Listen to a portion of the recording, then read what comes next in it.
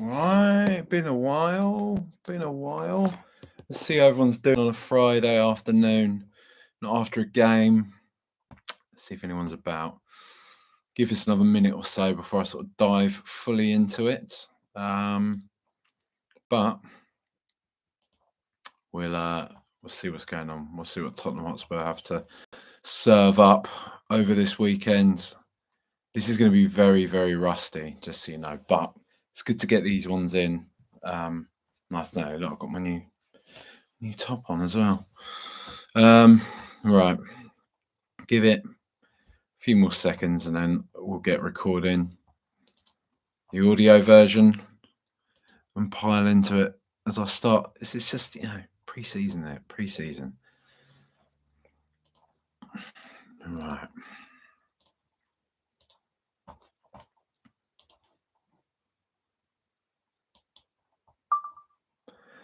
Right. Let's dive in. Pre-season. I mean, it's pre-season for the players and it's pre-season for me. As is always the case, it's been a while since I've done one of these. It'd be a bit weird if I was doing these, just talking about any old. Well, I mean, a lot of these are just talking about any old rubbish, aren't they? But do you know what I mean? Especially in the summer. But there is a match coming up tomorrow. Tottenham Hotspur are in a cup final. They're in the J-League World Challenge final. That's how good we are. People accuse us of. No, but I'm not going to. Come on. It's beneath me. It's beneath me. This kind of trophy banter. I'm not doing it. I'm not starting a season in such base a fashion as this. They're calling it a final because they want to build some hype up about a pre-season friendly, right? We know this. We're playing Vissel Kobe. I know next to nothing about Japanese football. Are they good? They might be. I don't know.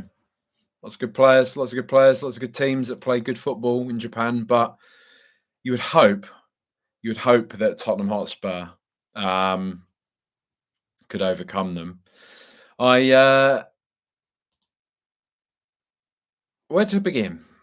Where to begin? Let's start on, before we start going into the game and what I want to see and all that type of muck. Pierre-Emile Hojbjerg. So long and goodbye, my friend. Many people have, at times, written you off. Many people have accused you of not even not being of the required quality for Tottenham Hotspur, but for actually actively being terrible. And I would very much count myself amongst those people. I know that people want to be nice, and I know that people want to, not go through their life feeling bitter, spreading kind of negative vibes, all that type of stuff, right? And they want to look at somebody like Hojbjerg and say he was always available. He was never he never missed a single chance for selection or anything like that, right? Barely ever injured. People sort of say he gave it 110% every time he was on the pitch for Spurs. I do debate that. And so there's this almost sort of rewriting of history right now that somehow made him really good. It didn't. If you've listened to this podcast for a few years now, I haven't jumped on any bandwagons. I said from pretty early doors I didn't really rate him, that he should be a stopgap. It was good to have a player of his type back in the squad when we brought him in, but he should definitely not be a long-term solution. Nobody at Southampton seemed that bothered that they'd let him go. And I don't think any of us should be that bothered that he's left Tottenham, because for the most part,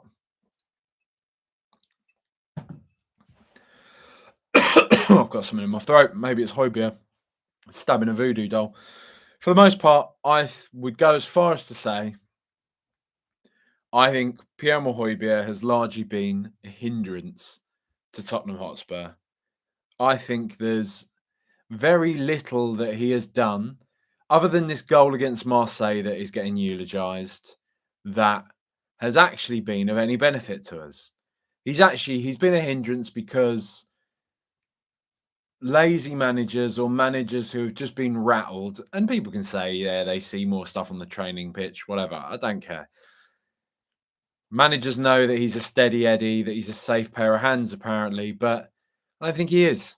What Hojbjerg was good at in the past few months under Ange Postecoglou was if Spurs needed to hold on to a lead in a game or, shut out the game for a draw or something like that, bring him on 75 minutes, 80 minutes, and just let him kind of create a bit of chaos in the centre of the park. If we wanted to do anything other than that, Bloke was absolutely useless. He was actively harmful to any forward attacks. He was actively harmful to us wanting to play on the front foot. His positioning was terrible. His reading of the game was appalling. He was always in the wrong position. He always made additional work for his teammates.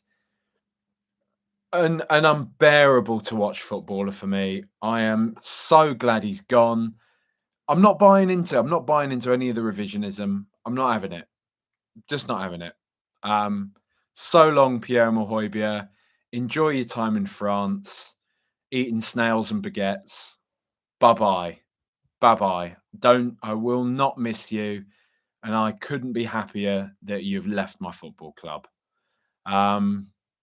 So yeah, I mean that's got that bit out the way. Spurs are being linked with a number of players, aren't we? Like we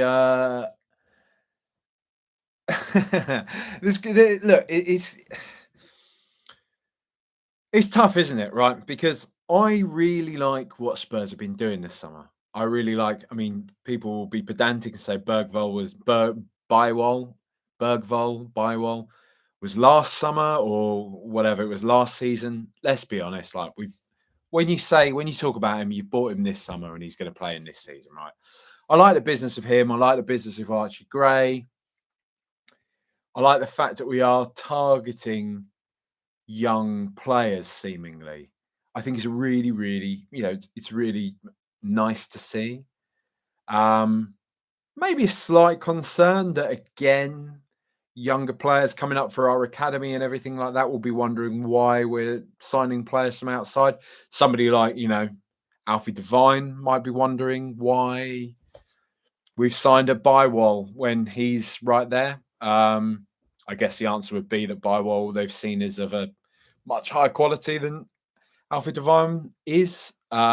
We can't make any rash judgments on the sort of kids yet, but it does seem like the hype's died down a little bit on him. But I thought we played very well in pre-season the other day. Look, the part of the problem with this is that Tottenham Hotspur Football Club are a club that are printing money now, right? And people are going to talk about squad places. We're going to talk about the size of squad. I kind of get all that. I do to a degree. However, right, I don't think we need to be making excuses for the clubs for the club for not acting more decisively. Doesn't need to be a fan civil war. We've seen it for years now that the club have held on to players for longer than they should have done because they tried to extract as much value as they can from them, as opposed to just letting them go. It does seem like we're getting over that habit a little bit in the past few years, which is a positive sign. But Ange Postecoglou did say previously that he wanted to get all of our business conducted early doors. He wanted to have players that are going to improve the first team through the door ahead of us going on our pre-season tour. I think he said that a couple of months ago. I think we could have done our business more quickly. Look, there's a lot of talk that we've apparently got a few players lined up. We can look at Chiesa, who he suddenly started following online. We can maybe look at somebody like Neto, Eze, Ramsey. There's a lot of these names that are floating about. Fine, that's good. I think in various different ways, these guys may or may not improve our first team. Few concerns there about. I mean, Chiesa is a wonderful, wonderful player. You've got to be concerned as to why Juventus would let him go seemingly relatively cheap, why nobody else is really coming in for him. The fact that he has had a massive knee injury and maybe hasn't fully recovered from that and maybe won't. Who knows? I don't know. But I think we we should have done our business sooner than we have done. I know the Euros is there. It is a bit of a mitigating factor. We've had the Copa America as well, but I I don't think it makes you purple and gold to want to have a bit of a moan about the fact that Spurs haven't really got much business done yet, right? Or any business at all, Archgrove notwithstanding. But hopefully things are building in a positive direction, like what we're seeing from a lot of these young players, especially excited by our very own Mikey Moore, who we'll talk about in a bit. It feels like it's more positive than not at Spurs. I think the concern just comes in a little bit because, and I think most moderate kind of people are saying this when I listen to podcasts and I listen to sort of all the various, watch anything on YouTube or listen to various podcasts. Most people are saying the same thing. We've got a good opportunity potentially here with Andrew Postecoglou, a good manager who, unfortunately, doesn't tend to stick around at clubs for that long. So we've got a brief window with this guy. We want to use it as best we can. We want to give him the tools. We want him to be as best equipped as he can be to challenge ASAP, to be trying to win the league. I hear you all laugh and cry. But to try and win the league for Tottenham Hotspur Football Club as soon as possible. And I don't think we can look at the tail end of last season when injuries started to mount up, when legs started to get a bit tired, and in good faith say that we're in the best place now. Think we've got to be quite honest with ourselves and say that there isn't much depth in this squad yet. We usually are a couple of injuries away from the team being a bit of a shambles.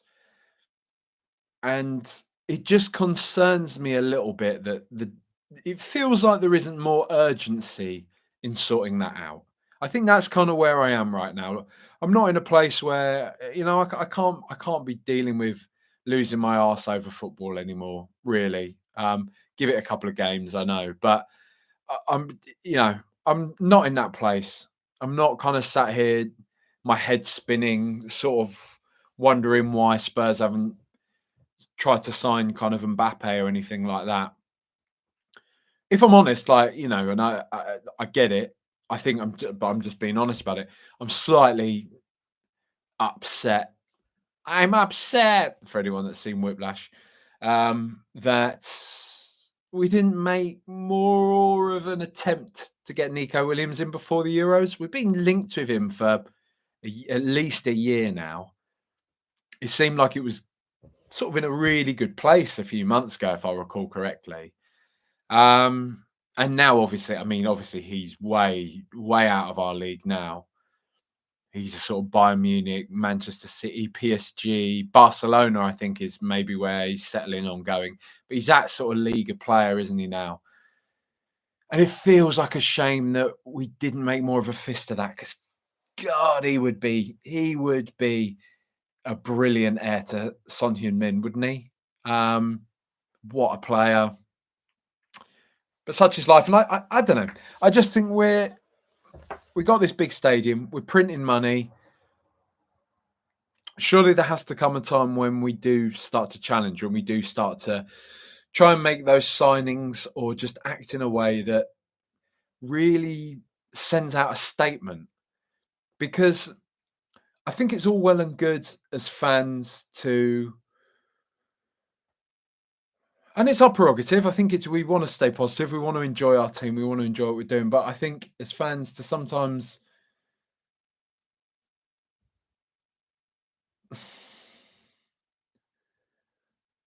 I don't know. I don't want to say overly look for the... Football is quite simple sometimes, right? And it's very good on one hand for us to say we're signing these young players. We're trying to build this future. We're trying to be progressive. We're trying to have this plan of sustained growth and everything like that. But you know what gives football clubs a lift? Do you know what suddenly gets the press on your side? Do you know what suddenly sort of rattles opposition teams?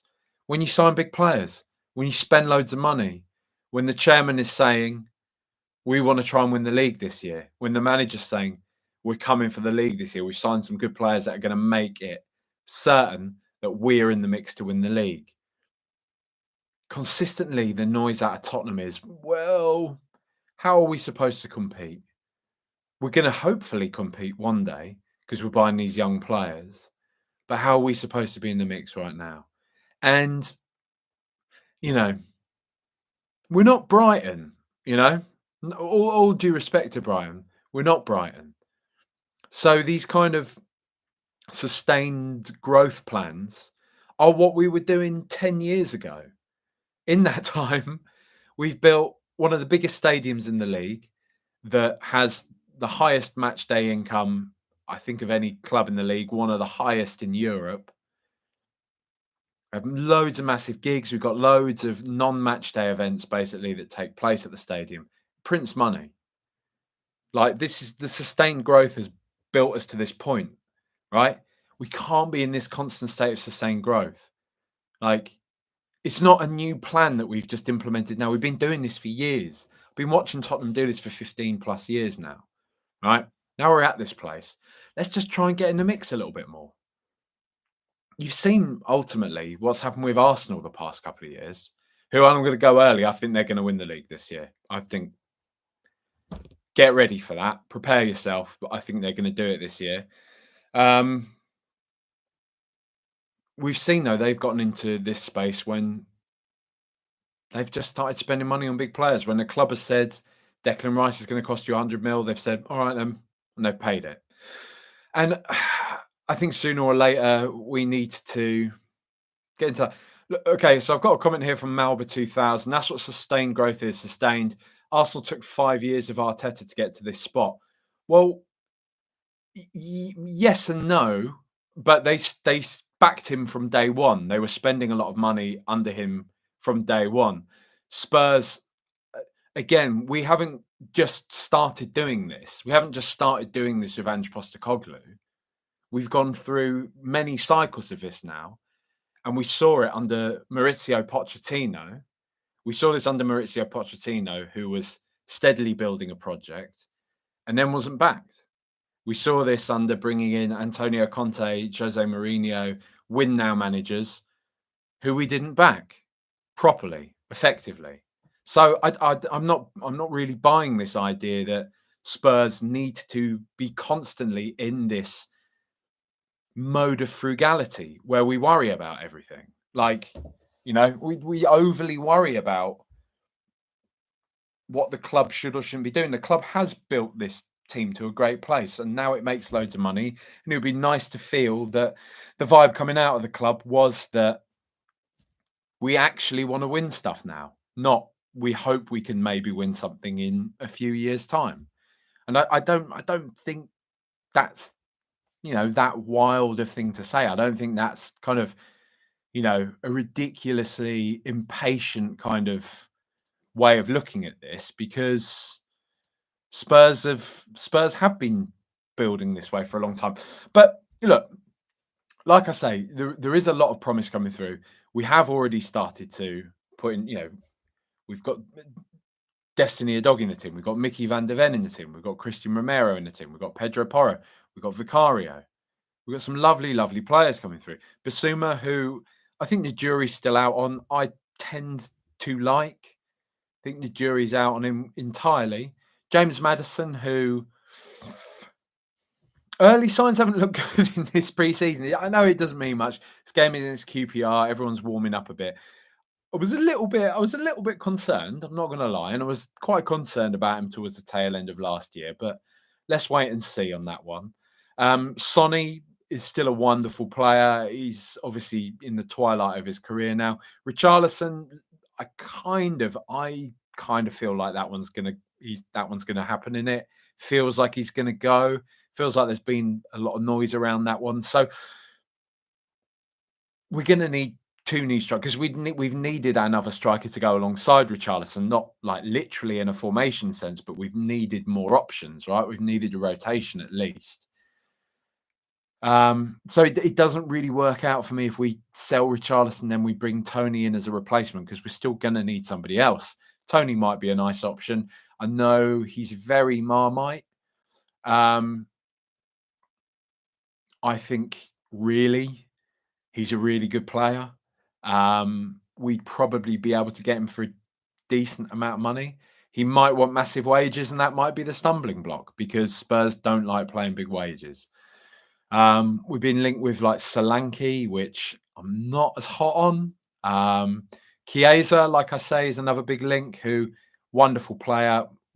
Big concerns about his injury record.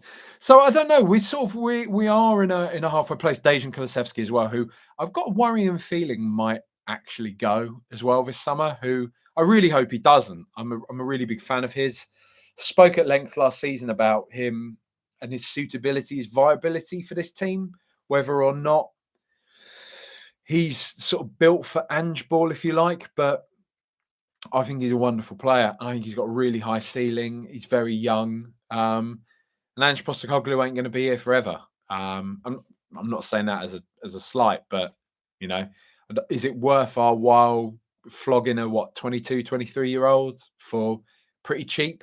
When there's no real urgency to, I don't think so. I think hold on to Decky, but we'll see. But you know, there's good players in there. There's good players at Spurs. There's a lot of promise. So I don't want this to seem as though I'm somehow, because I've said at the top, I'm not losing my arse about football. I'm not going to do it. I'm not angry about Tottenham. I don't feel particularly pessimistic about Tottenham. I don't think we're going to be in the mix. Like I've seen a couple of people say, maybe this could be our Leicester year. I can't see it. I don't think we've got enough depth right now. So if you want to call that pessimistic, you can, because I don't think Spurs are going to win the league. What I would love from Spurs this season is to properly make a fist of trying to win the Europa League. I really want to win the Europa League. I would love to do that. I would absolutely love to do that. And not even in the sense of, and then, you know, having that experience of doing that, we can qualify for the Champions League and we can, no, just for the sheer merit of having won another European competition, for it being our third Europa League, UEFA Cup, whichever way you want to slice it, doing that, because I think that's a winnable competition. I'm not saying it's definitely something we are going to win, but it's a winnable competition. The latter stages of that tournament will be difficult. They always are. But there's no Champions League drop down anymore, which is massive. And I actually really like the new format. I do really like the new format. I think it will be a lot more fun. I think it will be a lot more engaging. Hence why I guess they've done it. I think we sort of often hardwired not to like change. And when I'd first seen that they were doing this new format across the European competitions, I really didn't fancy much of it. But I when I've seen their explainer videos they've done on it, I've really liked the look of it, and I'd really like Spurs to try and do that. I would love quite obviously Spurs to win I was about to say the Premier League. No shit, Sherlock. I would love Spurs to actually to win the FA Cup. I think that would be a great one for Spurs to do. I'm still I'm still kind of ambivalent, as I always am, on the League Cup. I don't. For a day out, the League Cup's great. Does the League Cup actually really do much for Tottenham? No, it doesn't. Let's be real. It doesn't. But it'd be nice to win it. It'd be nice to have a day out. Nice again to get it off our back, win a trophy after however many years. I was thinking this, right? How mad it is to think of all the pocket, because they were talking about Fighting Cock the other day. 13 years since the Fighting Cock started. And I worked with Flav and the lads on the first sort of, I can't remember, first series, a couple of series of that. And I was thinking in all the time, and then obviously from that point on, then doing Rule the Roost for, I think, 11 years now, been doing this, if not more. And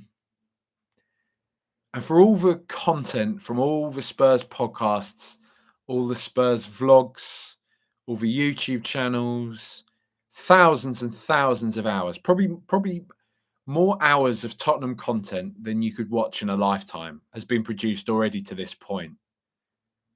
Not a single piece of that content made. Maybe Spurs Show. I can't remember how old Spurs Show is. I think the oldest Spurs pod, and I doubt podcasts even existed when we last won a trophy. But I'm not 100% on that.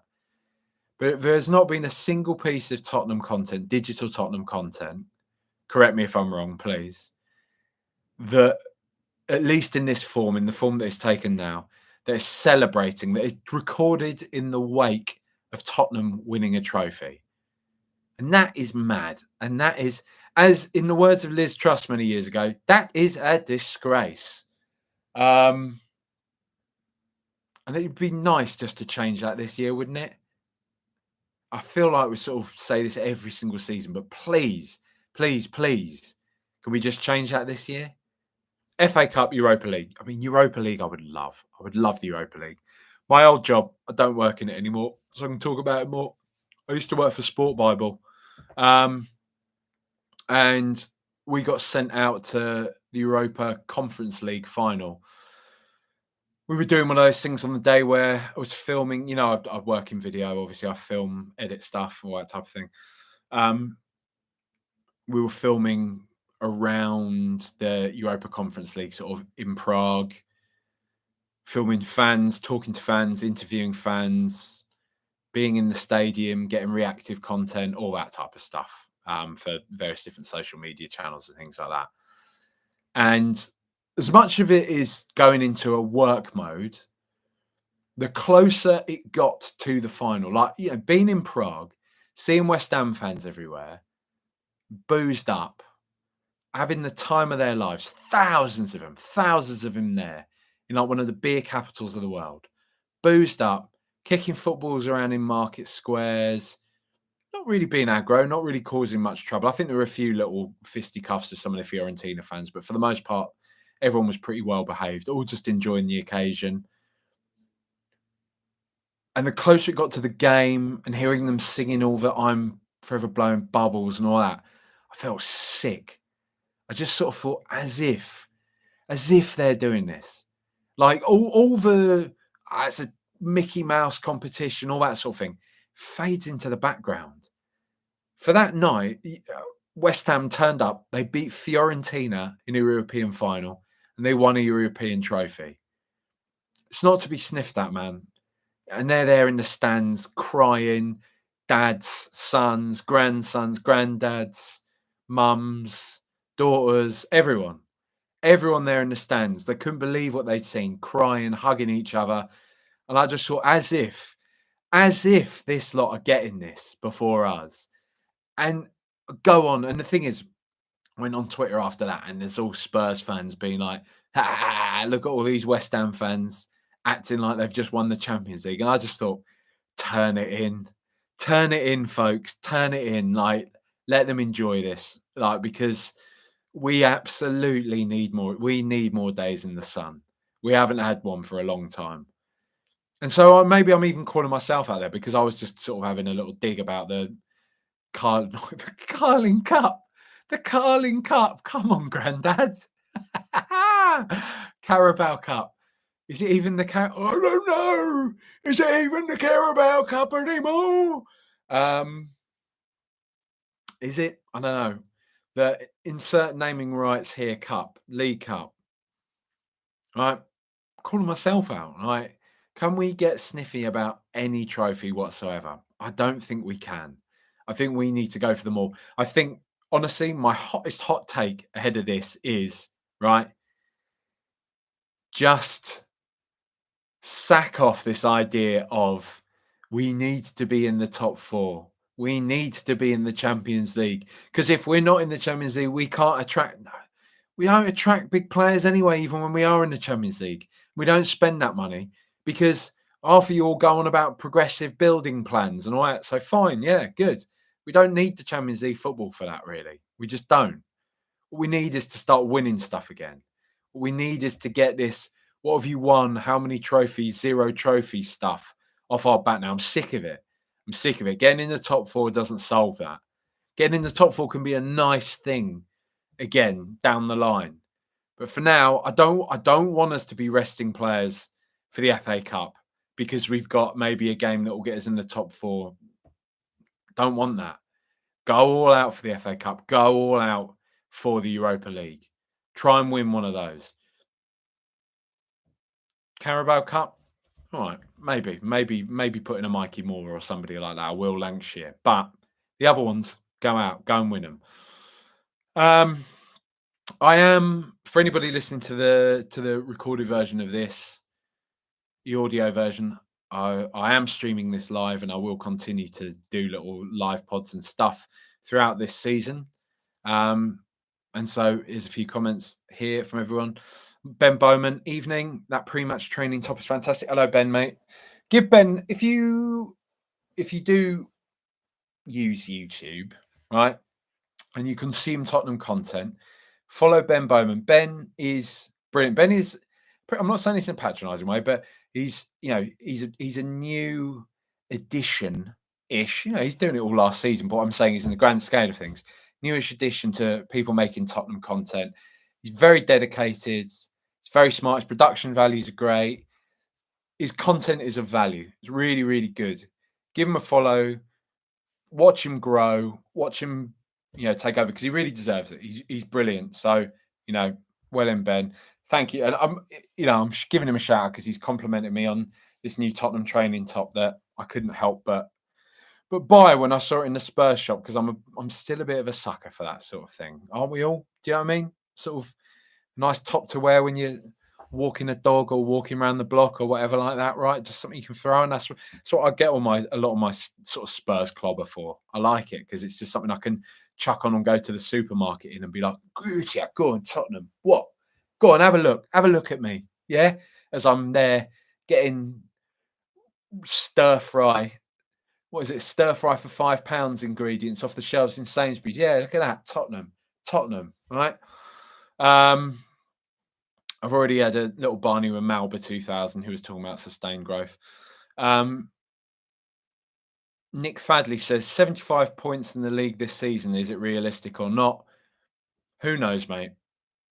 Don't know. Snake lol for not another bloody preseason cup, mate. Don't turn your nose up at any cups, like I've just said. Hacker BLCPS says, really rate the room you picked to do this in during house sitting. How do you know? How do you know? Yeah, this isn't, if anyone is watching, this isn't my house. I am again. I'm dog sitting a lovely Rottweiler. So yeah, it's not my nice house. Robert says, I would love to see Son lift a trophy. So would I, mate. I absolutely would.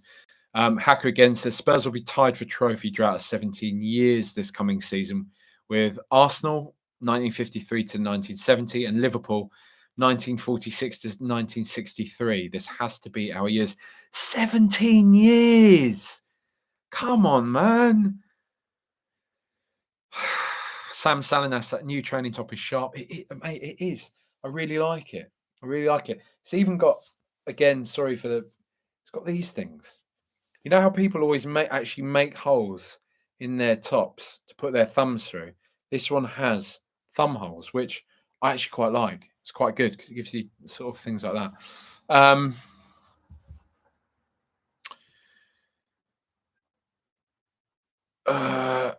Apparently, Paul O'Keefe has said we're going to be happy with this transfer window when it's all done. So, Paul Keefe Bombers, they go on into this season. Let's hope that we are happy. I would love Eze, I was sort of debating at the tail end of last year, like, do we actually need him? We got James Maddison. Wouldn't it just mean that he's kind of replacing Maddison? I'm not bothered. Let's bring him in. He's really, really good.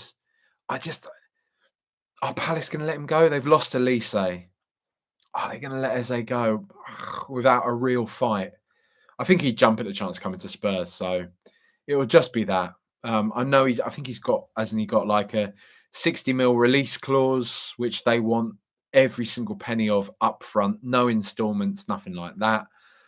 And I'd seen, and who knows how far you can take this stuff, but I'd seen some people saying that what Spurs might end up doing is paying more than the release clause, but say to Palace, we want to do it. So we'll give you 70 mil, but it will come in staggered payments with the proviso Eze makes however many appearances, makes so many assists, that type of thing. Performance-based incentives and everything like that, which is probably a bit of a gamble for Crystal Palace, but you got back Eze. He's a wonderful player. I really would like him at Tottenham. I've got to say, I really would like him at Tottenham. Liam Hennessy says, you don't hear in the words of Liz Truss very often. No, I don't really want to make a habit of that either. So no political opinions. Just saying, I just don't want to make a habit of talking, stealing somebody else's words. I should use my own words in my own podcast / live stream. Ben Davies he's this week celebrated 10 years at Tottenham Hotspur Football Club. He's a player that, as I've said quite a lot, I've always liked. I've always liked Ben Davies.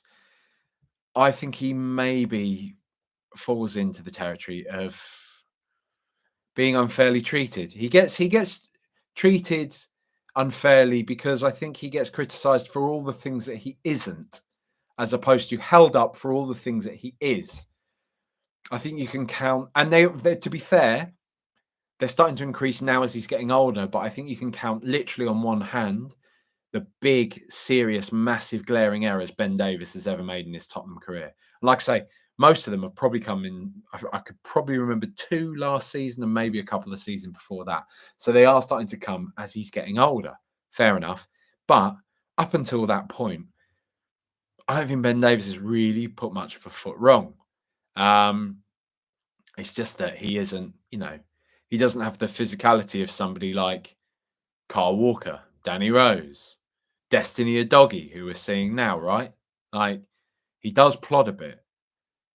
He isn't that good at supporting, sort of nipping up and down the wing, everything like that. But still, he's brilliant. I don't know if you saw on Instagram, his wife shared this lovely, lovely message. She said, I'm always so proud of my husband, but especially today. 10 years is a huge achievement, the longest serving player at Tottenham. He works so hard every day on and off the pitch. No sacrifice too big. Football always comes first and he never complains. Even when things are challenging, he just works harder. Every injury, he says, I'll come back quicker. He usually does. Sometimes he doesn't get the love he deserves, but that's okay. His milestones speak for themselves. A decade at a top club is something no one can take away from him. And one day, when our son is asked where his dad played, he'll tell them he was at Spurs for 10 years. And that's something very few can say. Go on! Do you know what I mean? Go on!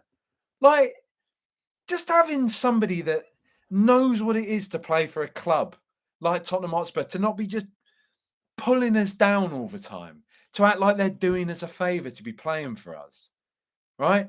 He's not as bad as people will make out. He just isn't. He isn't. I'm not having it. I'm not hearing it. I'm not taking it. Ben Davies has been a solid and very good club servant. He has been. He looked pretty brilliant under Antonio Conte for a time as well. I'm not having it. He's a great player. He's obviously got great energy. He's great around the place. I'm not having it.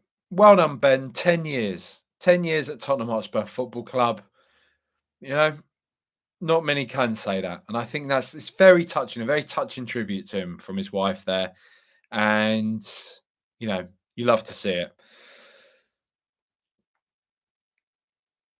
Spurs, look, we're getting into pre-season territory now. Things are going to start heating up. I just want to see us continue to look like we're playing with an idea, not get any injuries, knock the ball about quite nicely.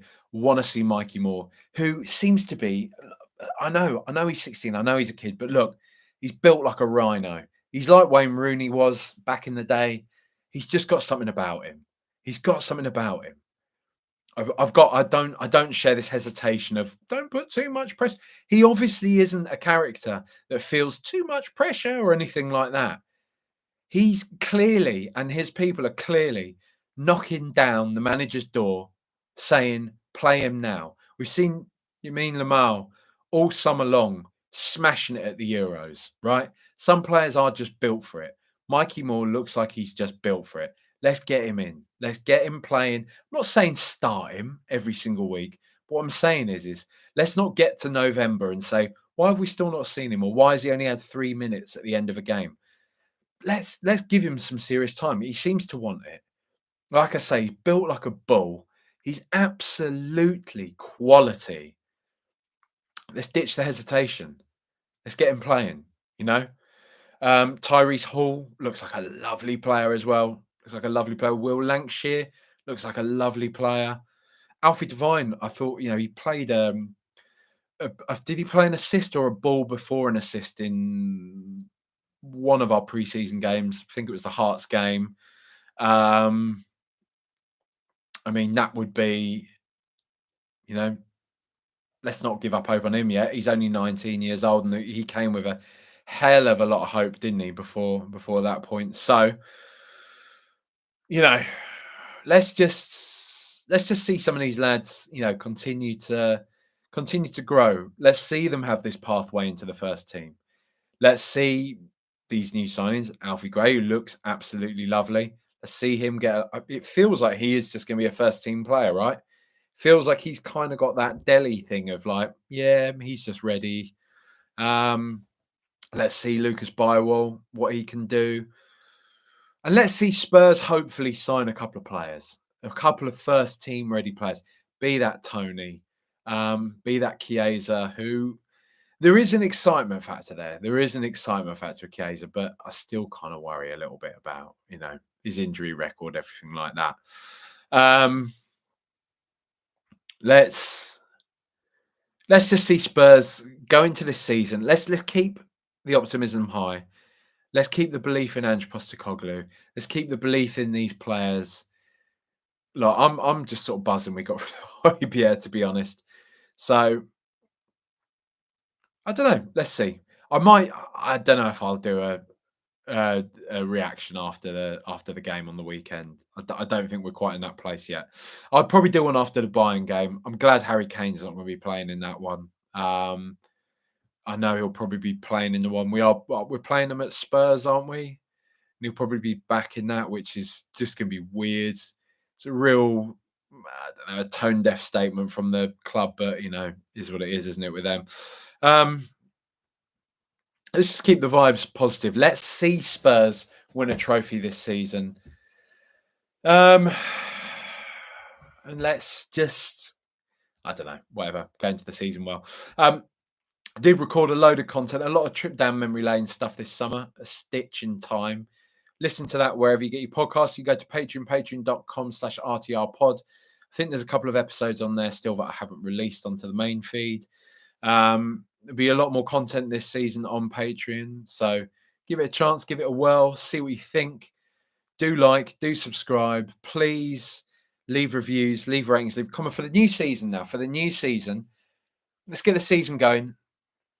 Just give this a bit of a boost again. Get people saying, look, he's doing stuff again now. He's come out of hibernation, right? Share the pods, share the streams, share whatever, right? Get it going again. Say, come on, watch this fella. He goes on about stuff. He hopefully won't moan as much now Hojbjerg's not in the team anymore. So yeah, any ratings on iTunes, Spotify, all those sort of things, or wherever you listen to your podcast, please do. On YouTube, like, subscribe, notifications, all that type of thing. Much love. Thank you for watching. Thank you for listening. Thank you for your questions and for your just comments, everything like that. Yeah, let's see what Spurs can do. Come on, you Spurs, up the Tottenham. Big season ahead. Let's win something.